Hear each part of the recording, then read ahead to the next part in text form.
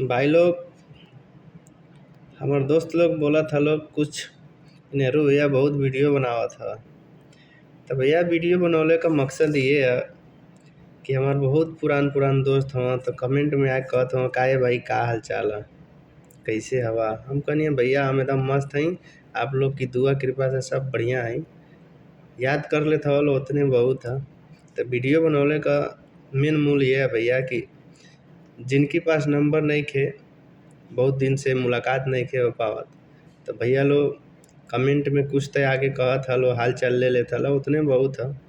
अब बहुत लोग नया दोस्त जुड़ल हों भैया, इहो पुराने एक दिन हो जाइए। तो वीडियो में भेंट मुलाकात होत रही, इतने बहुत उपकार भाई आप लोग का। जय श्री राम। कम से कम पुरान याद आवल छूट जाता भाई तो हम लोग का कमेंट देख के। जय श्री राम भैया लो, याद करे खातिर। राधे राधे।